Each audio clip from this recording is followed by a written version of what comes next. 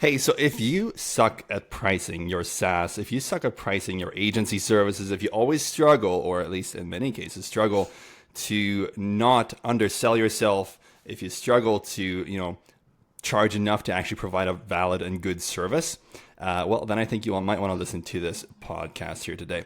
So I'm chatting with Patty Dominguez, and every time we've chatted, I've just been, well, she really knows a lot about business. She's really understanding it well, and this is one of the topics that we were chatting about. Is like that is something that so many of us struggle with. If we consider the 80-20 perspective of all agency owners, I think the 80% of people are the ones who struggle with this. And so I'm very glad to be chatting with Patty Dominguez. And so she is someone who's been in business for 11 years, correct me if I'm wrong, and former Fortune 50 background. And then she also says she's psychologically unemployable. So there's a lot to that. So why don't you dive in a little bit, Patty, and just tell us a bit about yourself, your background, and then let's dive into the topic. Yeah, absolutely. So I want to say first and foremost, thank you for having me. It was really cool to hear from you, to get invited to your show. And I just love entrepreneurship so much. I'm so passionate about it. So it's like anytime I can drop any kind of a nugget into a wisdom, I'm happy. So that's definitely the intention today that I want to make sure. So for those of you who are checking it out, thank you for checking out this podcast. Where I came from. So yeah, it's almost 12 years that I've been an entrepreneur, and most definitely I am very much psychologically unemployable, proudly so. And that's why I'm such an advocate for entrepreneurship. You get to decide, right? You get to create your income. You get to create your outcomes. It's so empowering. So where I started, I did the thing where I go to school, I went to college, I went to grad school, and then I climbed the corporate ladder. The higher I went, the more unhappy I was. And it wasn't until 2008 when the market crashed that I was let go, which was a pretty great job I had at the moment and at that time. And the pivotal moment for me was like I had all my tchotchkes in a box as I was walking out, and I realized I'm no different than the French fry guy at McDonald's. My job is not an asset. I can be totally cut out, let go, whatever they call it these days, at any moment. So I started just really realizing that I wanted to do something new. I wanted an opportunity to create my own future, etc. So I jumped into entrepreneurship. I call it the greatest roller coaster ride ever. Lots of ups and downs. So you have to be tenacious. You have to really be a product of your own personal growth, because the sorry to get just a little woo, but the inner world is what's going to really to determine your outer world. So even though we're talking about pricing, I think that is at the core of what is going to help you if you struggle with pricing. Absolutely. That makes a lot of sense. Now, when it comes to you starting out, tell us a little bit about your journey to this point where you're at now. So in terms of entrepreneurship, or just some things of where I am just now? Just kind of your entrepreneurship and kind of, I know the other day you mentioned a bit of a point where it's like, this was a pivotal moment for me to realize I have to start charging appropriately. Like if you have some kind of key points throughout your career. Yeah. Well, I'll tell you a really good story. I'll tell you a good story. The moment I realized, like, wow, pricing is elastic, right? If you can provide a solution for somebody who is looking to solve their problem, to scratch their itch, they are going to pay for that transformation. And I remember this was back in 2014. I had hired a coach, and he's kind of helping me with the whole process of like, how do I find my own entrepreneurial worth? And so interestingly enough, I brought in from corporate days, I was like, oh, I could do a lot of stuff to help people to build their brand and in terms of strategy. And I'd had a conversation with a prospect. It was really great. She found me on LinkedIn. We're talking. It's so ridiculous. I was going to charge her for like a whole brand strategy. I'm not kidding. $347 or something like that. It was so ridiculous. Like I just was so scared to price because I didn't really have an understanding. Because again, coming from an employee background, I was paid yearly, right? Here's your salary. Here's your stock options. Yes. Here's your bonus. It was just so apples and oranges for me. Anyway, so the coach happened to ask me at the time, and he's like, I'm sorry, what did you just say? And I said, $347.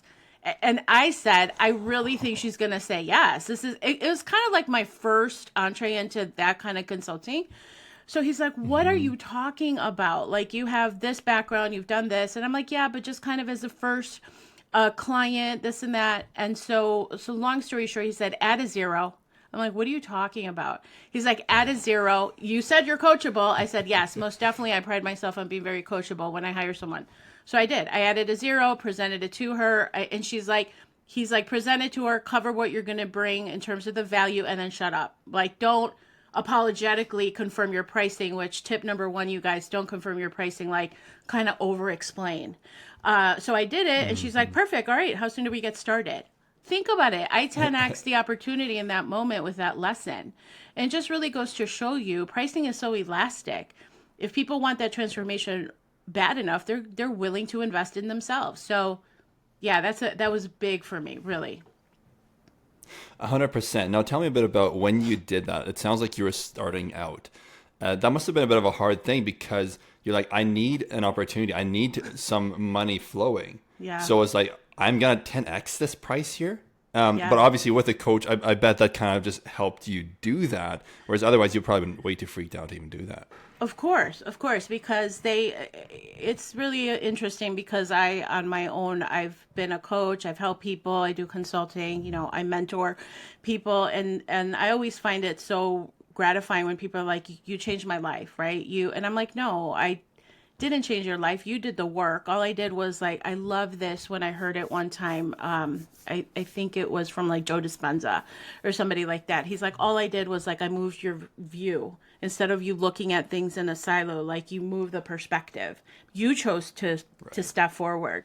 And that's literally what it is. That's the value of having somebody who's a mentor or coach, somebody who can objectively look at your blind spots that you can't, right? You're in the jar. You can't see yourselves from outside. So the other part of it is not having the ego to be like, what do you mean, right? Like just being all defensive, just being open to understand and learn. And so that self-awareness where I had such a low perspective of my value that I was willing to price things out at $347, right? Yep. Yep. And I didn't Honestly, feel good about it, by the way. I'm sure. And like it sounds like such a common thing. I know in my own life, that's a very typical response for me. It's like, I'm going to try to, just dive to the bottom of it, try to go as low as I can because then they'll say yes, right? And I've come to realize that in some cases, that actually almost becomes a barrier because they're like, no, like if you provide a valuable service like what we're talking about here, then, well, you can't really provide that for that price. And so it becomes almost harder to sell that way. But I'd love for you to talk a bit more about that and how you then go ahead and consider pricing. Now we're kind of talking about the AI agency thing, AI services, things of that nature. So when it comes to that, it's easy to commoditize. What do you do to prevent that? So I think the really important thing, and it's, again, this week has been all about pricing. Pricing. I had a really good conversation in a group that I'm a part of. Just have the opportunity to meet really great people. And we were talking about pricing. And I think a couple of things. I want to say in regard to pricing, your perspective, the energy you bring to it is all a matter of I'm fishing, not hunting. There is a big difference in that energy, meaning a lot of times people are like, oh, if I don't make this, I can't pay my rent or I got to close down shop. It's like this crazy fear that overcomes, and it's almost like if you go into a chicken coop and you're trying to catch the chicken or the rabbit or whatever, they're going to run away from you. As opposed to if you're fishing, you put the bait has to be the right bait so that you could catch that fish. It's such a different energy. So I would say that first and foremost, right? Just as a check in with yourself. What kind of energy are you bringing to that potential conversation? Because if you're like, I gotta get them. I mean, even in the way that people express themselves, instead of like, oh no, I'm going to attract the right kind of client. And I promise you, as I've learned, your words do not return void. You got to be very careful what you say because it's very powerful how you do that. But I think the core of the tactic, if you will, around that is you want to, instead of focusing on the price, what you want to do is focus on the impact to the prospect. So if you're in a sales conversation, you should be asking a whole lot of questions, because if you are in a oh, this is what we do, and this is the AI, and this is a tool. Nobody needs another tool. Your business owner or prospect doesn't need another tool. What they're looking for is the outcome. And I know conceptually we all understand that, but we gloss over that. So just check in with yourself. I record all my calls because then I go back, I'm like, ugh, I was talking more than really listening and kind of having that Socratic process of asking questions. Here's why. Even with the first question. So, Fred, what prompted you to schedule this call with me today? Right? And I said, oh, okay, like I saw your ad. All right, perfect. So, what specifically, and I use that word very intentionally, specifically, are how can you help? What kind of challenge are you having? Whether it, I mean, the reason I call my agency more leverage is because I know that small business owners want more time, they want more money, they want more energy, right? Like energy meaning time free, or they want to not have to worry about their business all the time. So I live it. So they're like, oh, I'm so bogged down with XYZ. Okay, well, tell me more about that, et cetera, et cetera. The cool thing is people will tell you exactly what their biggest problem is first. So that I learned from a mentor of mine. It's called hierarchy of criteria. So I am very deliberate about what I'm doing when I'm mining for information because that first answer is top of mind for them, right? So in their hierarchy of things, oh, it could be I'm bogged down with stuff. I know I got to take care of this. I put this on the back burner. I have this problem, this problem. The first one that he or she mentioned is the one that's most pressing. So now I can tailor the solution back to address that particular challenge. It's so easy when we do it that way. So, and all the while, you're still selling the same tool on the back end 100%. Or the same service. Now, it might be more customized, but you're specifically talking to their pain point, to their need. And this is something that I actually learned from a guy who was marketing to pest control, and he was saying that now this was in the follow up. So like you have a lead form, someone comes through, and then the initial message is going out. He's like, I saw an incredible difference depending on how we asked or tried to book the call. Number one was that, well, somebody comes through and it's just like, hey, I'm with so and so pest control company. When can we come by to look at your house? Like basically booking an appointment right away. Yeah. And there was just almost no responses. Then on the other type of flow, it was, hey, so I see that you have a pest control issue. What insect is it that's bugging you? Right. Right. And it's just like, that's a natural conversation then. And you're continuing, you're trying to find out what is the issue so we can address it properly. And I think that what you were just saying there, it does a couple different things. It obviously helps you to provide the right service, but also helps you to know, okay, where do I dig more? What is the thing that I need to be specifically providing? How can I best do that, right? There's just so many different pieces to that. Yeah. And if you take into account the example that you gave, you're really focusing on mining for information in that second thing. It's just asking questions. That's literally what it is. And then you play back the solution tailored to address that biggest challenge. Like it's really not rocket it's not rocket science, you guys. Like, and just not being fearful of the outcome or that pressure, because the fact of the matter is, and again, I learned this from my mentor. He would ask people, he's like, oh, so tell me what you do. He's like, oh, I'm a chiropractor, I'm a coach, or I'm like an AI software engineer or whatever. And he's like, okay, you just commoditize yourself, right? So when you are the marketer of what you do, that means you're probably good and you have a business. But when you become a personality of what you do, that's a positioning play. So I think in accordance to that is, and what I mean by a personality is that I'm not saying like you have to be at the level of like Tony Robbins or Oprah, but in your niche, right? Let's say the pest control. I am the pest control guy, right? I am, right? Or like, I am the sausage king of Chicago, kind of going back to the movie. So like, if you can be that personality in your niche and claim it boldly, I think that goes into, as a really great copywriter, Gary Halbert. He's like, I'm not in the copywriting business. I'm in the business of self-aggrandizement, meaning if I don't say I'm the best copywriter in the world, who the hell is going to say it? So he would say that. So it's about positioning as well. So if you could be like, I am the assistable agency that can get you from where you are to where you want to be, you boldly say that. And I know for me, I've bought things from people solely based on their conviction. And so when you say things with conviction, there's an energy behind that. Like, listen, I am gonna, and I say that too. I'm like, hey, listen, I know I can help you because I know, like I know, right? Like you got to be bold a little bit. So if you could see, it's like you're focusing on the solution back to them, but then you're also focusing on confirming that little seed of doubt that they may have inside of them, that they're like, am I going to make the right decision?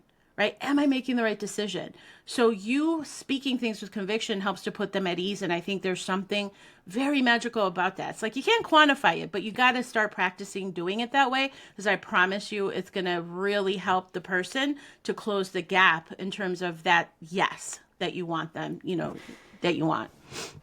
That's very, very true. Like, when have you ever bought anything from somebody who's insecure about what they're 100%. selling? Like, if you did, you already came in with a fear that this is probably not going to work.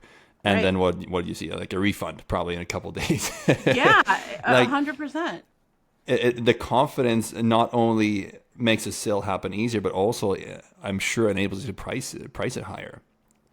And so, and back to the pricing is, okay, now if you charge $340 right away, that shows that there's a lack of confidence. So it's not even just in the tonality, not even just in the personal touch conversation, but also even in the pricing, I guess. The worst thing you can do is commoditize what you're doing. I call it pressure pricing. So, my real background is in the marketing side. So I would help people like, how do you position yourself to profit? And I recognize that that's such a big component to if you're an agency, a small business owner, etc. Most people are just really bad at it. They don't know how to position themselves. So to that point, if you're pressure pricing, because I have had people who answer my ads, they'll get on the call and their question is, well, how much is it? Right? They go straight away to price. And what I say, and I actually also saw like Alex Ramosi talking about that. He's like, he never answers that question. Either do I. Because there's something called frame control. If I answer that question straight away, I gave away my frame. In other words, I'm going to maneuver this conversation the way that I know to get us to your highest outcome. I don't say that, right? But, well, I kind of do because I said, here's the intention for the call. I even started it on this podcast. It's like I naturally do it. Like you got to set the expectation. It's like, I'll ask questions. I want to hear about you. I want to hear about your business. I want to draw upon how we can potentially help you. And if you're the right fit, right? And that is all by design because that means that you are removed from the outcome, meaning might be for you, it may not be, but I'm always going to be ethical. I don't need to chase anybody. I'm not hunting anybody down, but what I want to do is attract the right kind of client. So do you see how you have regained power or you maintain the power by positioning it that way versus because you're going to get people that are like, oh, that person is doing their chatbot or whatever, their AI agent at $200 a month. Yep. Okay, great. Sounds like that's a better fit for you. That's not how we work, right? So you got to be okay with pushing back because those are the worst type of clients. We were talking about this in this group the other day about this very topic. We all go through. Yeah, no, 100%. I actually just had a call like that today, and I was just starting to run a new ad strategy, and it was still in learning. And this person came through. It's not even like, so he was in maintenance. I was talking to a completely different type of audience, but they also have maintenance issues. So I guess maintenance caught the eye. Anyway, and he's the first question, like, what's the pricing? I'm like, okay, so are you in property management? And it's like, no, I'm not. Okay, well, you know what, then I need to rethink this. And I was caught off guard completely. I was like, okay, I was expecting to talk to a property manager. So my whole conversation, needed some fine tuning, that's for sure. Right. But it's just like, go back to the ads. Like, right? Yeah, exactly. But it's right away, it's like, okay, that type of client I can see already wouldn't be a good fit. Like, right. Yeah, it's there's good customers and there's the not so good ones. Oh my God, all of them make us happy, some by coming and some by going. Yes, I love that. I'm gonna steal that. So true. Yeah, 100%. So now we kind of touched on some of the consultative approach to the sales calls, decommoditizing. Now, when it comes to focusing on value over pricing, I guess we kind of touched on that as well. Mm-hmm. But how would you do that in in a SaaS situation. Say you're planning to sell, Assistable as a software, not necessarily as a service. I'd love to hear your thoughts on this. Would you be like, no, actually, you shouldn't do that. You should at least frame it as a service. I'm curious on your thoughts on that. So like if we sell the tool, is your question, am I selling the tool? Is that what I'm saying? Are you selling? So, okay, and I guess this could be different depending on the clients. But I've heard some guys in the group, they're like, I provide the tool. I give them JHL and Assistable, right? That's what this local business gets from me. Now, obviously, they're probably framing it differently for the call, as far as like, we'll take care of your missed calls and things of that nature. But the other thing is the way you can frame it is, okay, we're going to take care of all your missed calls, and you might not even provide them the software, the tool itself. Yeah. You might just have it flow with the calls, right? Yeah. Without them having the access. I'm curious on your perspective on that. So I don't sell the tools like GHL or like this AI agent company or another one. It's not about the company. It's about the comprehensive the solution that's being presented. And me personally, I was talking about this earlier this week, is that I have found that small business owners are really, really, really busy, right? They are spinning a lot of plates. And so what they're typically looking for is, I focus on what would it look like to have it done for you, right? So that means it's a solution. So even though it may be an obvious thing, like you may attract a client and say, yeah, I'll build it for you. I really emphasize the whole thing of like, you don't have to worry about anything. It gets all taken care of for you. Like your magic is to stay in your zone of genius, so to speak. But what I can offer you is a comprehensive solution. And here's what it includes. And I oversimplify it. I don't get nerdy. I'm not a software engineer. I am not a coder. I don't do any of that. I know that I need someone like that on my team. Got someone on my team for that. And so I think the bigger opportunity is if you can simplify things in a way that shows people the journey that you're taking them and how you can literally provide that solution in a comprehensive way as a system. That's what they're interested in. That's just my personal perspective on it. I think that also gives the ability to price at a higher ticket because you're offering a solution and you could break it down. And on pricing specifically, I have seen that more people are interested in like Klarna types of thing. So even if you are pricing high ticket, you can offer something more high ticket on the front end and then some continuity on the back end.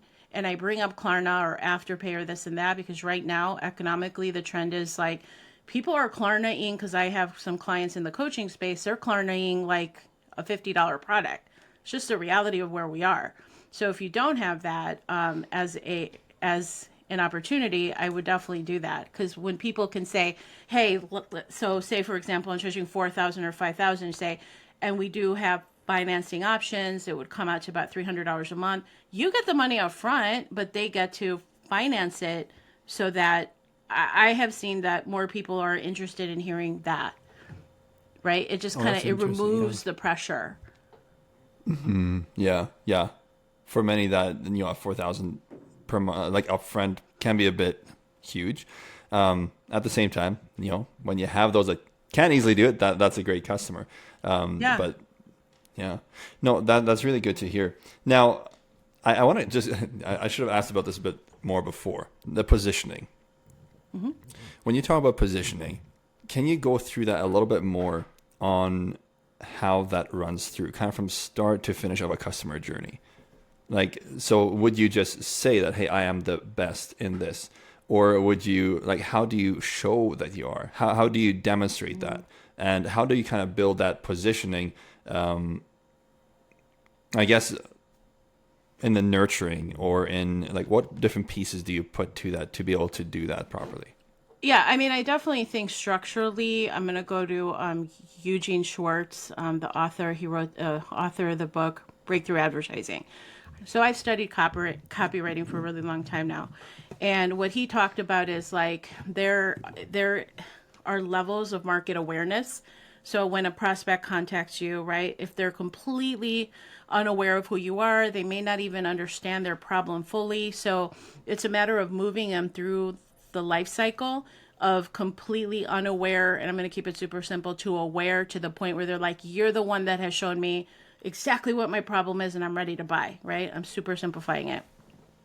Then the other side of it is like, if you could create a unique system for your process, now you are pinpointing something that's new, unique, and interesting. The brain likes something that's unique, contrast, right? That's what they're looking for.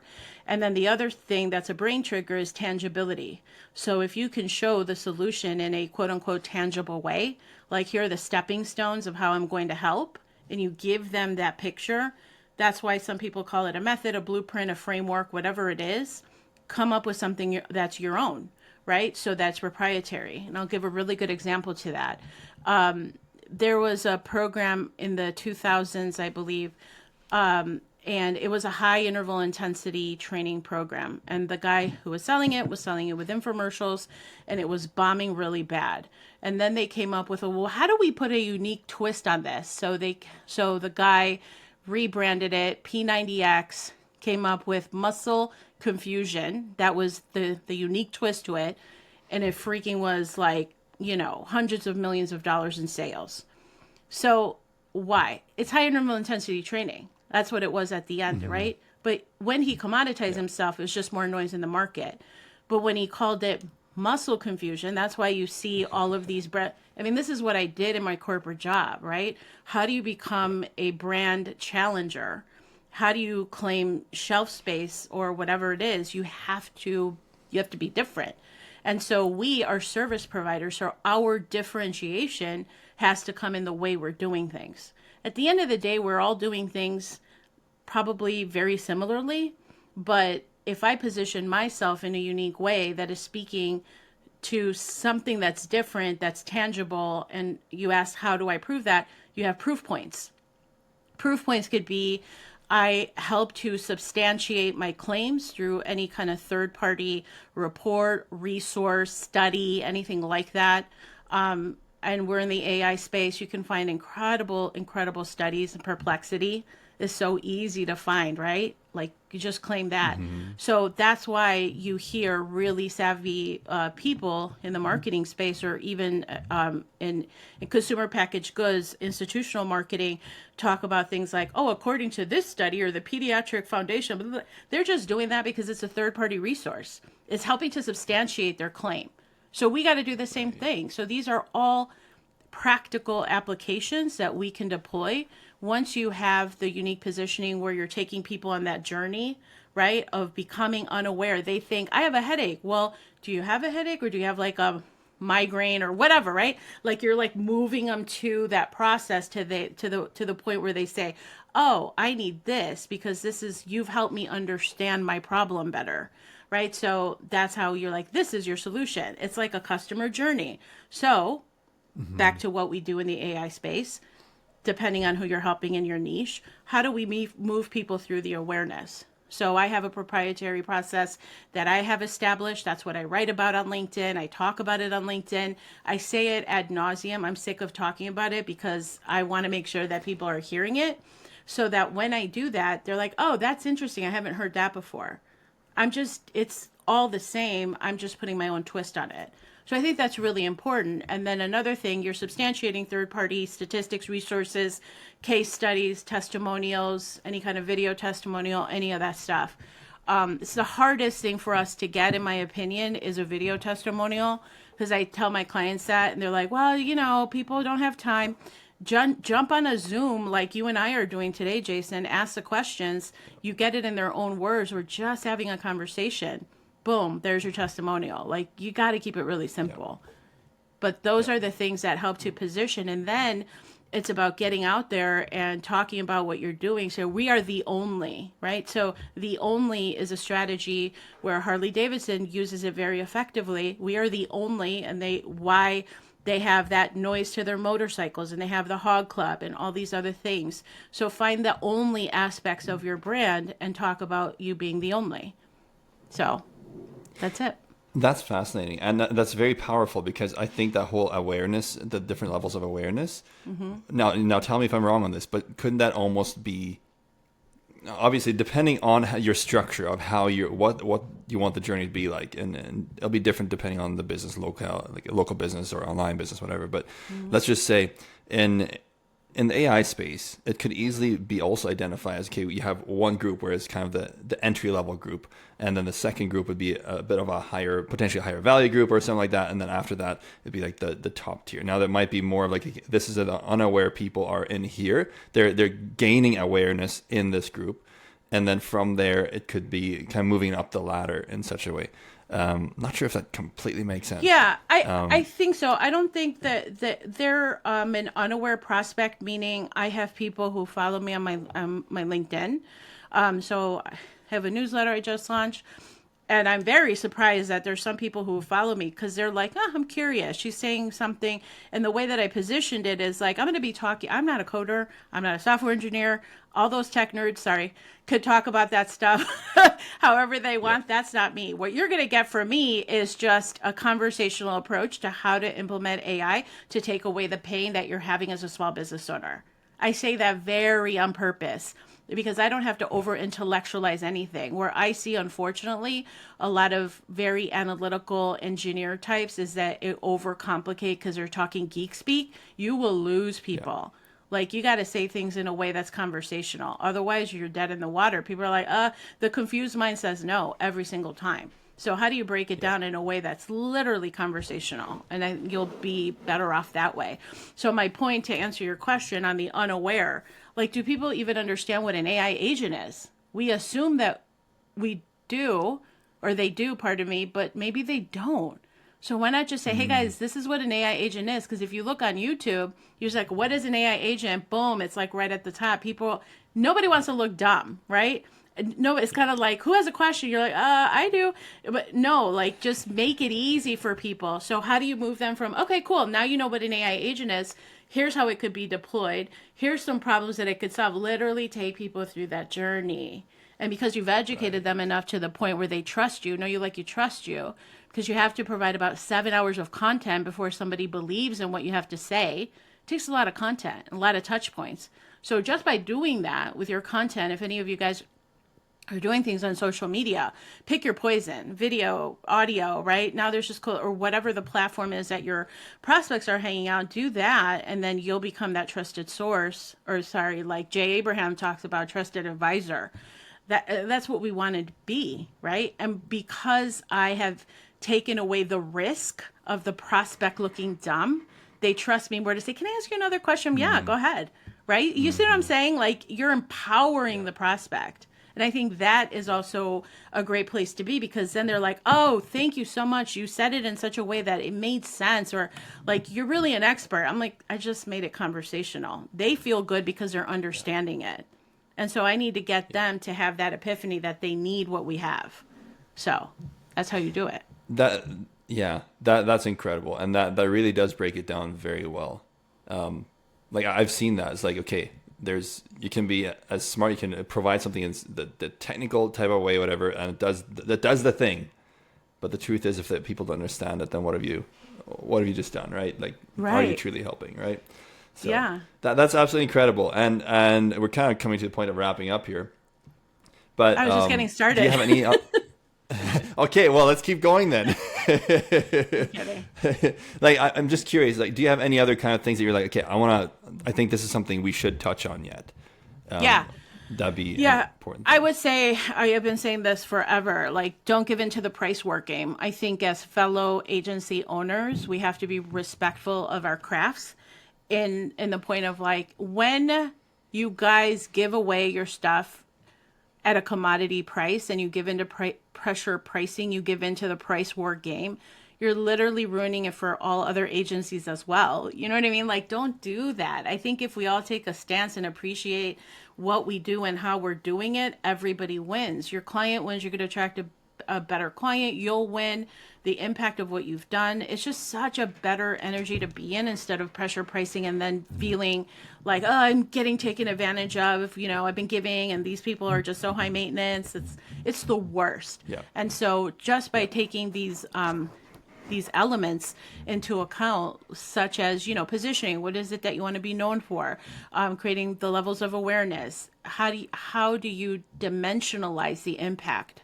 And what I mean by that is, like, imagine what would it be like for you to be able to spend the holidays fully focused on your family, not worried about having to answer the phone at your business, or having nobody follow up on those appointments, right? Imagine, like, you got to start talking about it in that way because it gives people that freedom that they're looking for. Everybody does things to meet a human need, and none of the human needs have anything to do with tech speak. None of that. Human needs, if you ask somebody, why do you want to buy that? Why do you want that? Why do you want that? Why do you want that? It's always going to go down to human need. I want to feel significant, or I want to feel appreciated. I want to feel love. I want to feel acceptance. I want to feel freedom. So when you're doing your marketing, check in from that perspective, and that'll get you further with your prospect that you want to be attracting. 100%. Wow, that's very well said. Very well said. And what you just did there was exactly that. Like, you broke it down to, like, hey, you want to spend that time with your family. Like, it's just that stuff that us people understand. It's yeah. like, yes, I do. Now, you say this tool could help me do that. You see? Now you got my attention. You see what I'm saying? Yeah, because you're speaking to them from their human needs standpoint, like what matters to them. You don't care that it's one company or another or whatever, right? Obviously, we've paired up with our chosen platform, right, for AI agents, and Jordan and Assistable in the community. They're awesome. Yeah. But at the end of the day, the person on the receiving end, they don't care about that. They want the outcome. So what's it going to give me to have that is what you should be focusing on. Yeah. Yeah. It always comes down to the need. Comes down to everybody thinks about themselves and what they want. Right, it's not about, okay, I need to understand all that technical jargon. I really don't want to, right? Like, we're trying to make life easy. That's, that's really good. And also the fact that you mentioned the thing you mentioned about not the price war, not going down to the bottom of the barrel, always just making, I don't know, it gets. For example, you go high level. There was a couple businesses that did lifetime deals, super cheap. Right? They ruin it for many other agencies, 100%. But not just that. Multiple of them, from what I've heard, they've gone bankrupt now. So they might have had maybe hundreds of thousands of businesses, or tens of thousands anyway, but now they're bankrupt. It's like, that doesn't help anybody. Like, it helps nobody. And so I think we all need to keep this in mind. And I know Assistable, they're kind of working on some pricing structure stuff just to prevent stuff like that. Because I think it's absolutely atrocious when people are like giving. I can go on a major rant about that, because think about the work, the blood, sweat, and tears, the sweat equity that Jordan's put into it. It's like his life work. You know what I mean? And for somebody else to come along and commoditize that, it makes me so angry. And I had a small exchange with Jordan. I'm like, Jordan, that's like brand erosion. It really is. And I've said it to people, and it's happened when they don't listen. This is what I know. Fortune 50, they are massively protective around their brand. I mean, think about any kind of brand that has had like long-standing existence. They protect their brands fiercely. They're protecting their brand equity. Why shouldn't we as small business owners, right? For me, my brand is everything. I've had people say, hey, I'm just kind of you know what? In confidence, you can check out my stuff, check my LinkedIn, check my website. We talk about our core values. I am not in the business of swindling anybody. I have been in business 12 years almost. Why? Because I'm in integrity. I operate with these core values. Say that kind of stuff, you guys. That's the other thing that's really important. And stay away from all these examples of people commoditizing stuff. It's so infuriating, and it's actually very damaging to your brand. So I agree. Oh, yes. Yes, 100%. 100%. Super. Wow. We could honestly continue talking for a long time here. We'll have to do it again. But I think Yeah, we'll have to do it again, and maybe we can even choose a bit of a different topic. I know there's just so many different For topics sure. we could dive into. So yeah, we'll have to do that again. Now, if anybody wants to get in contact with you, maybe sign up to your newsletter or something like that, where can they do that? Yeah, so I'm on LinkedIn. I'm doing a newsletter for the everyday folk talking about AI. So you can look me up on LinkedIn. I'm happy to connect with you. And yeah, so the newsletter's there. And truly, that's where I'm focused more of my attention because unfortunately, the people at Facebook and Instagram, they don't like me much. They shut me down one time and it's been really hard to get back. And I'm not really on Oh, TikTok, yeah. so probably LinkedIn is the best. Fair enough. In that case, you can find Patty Dominguez on LinkedIn, Yes. and I think, yeah, I can drop the link or something like that down there. I was just gonna say, okay, I'm guessing it's just Patty Dominguez on LinkedIn. If you just search for Yeah. Patty Dominguez, you'll find her. Yes, exactly. So, okay, perfect, awesome. And that all that said, thank you so much for your time, and thank you for all the value you dropped. I'm sure a ton will absolutely love this, and hopefully this can benefit all of the Absolutely. assistable folks, right? So 100%. Yeah. I certainly do hope to do this again. Thank you, Jason. Thanks for the opportunity. I really appreciate it. And yeah, it was good. It was a good chat. Thanks, Patty. Bye. Bye.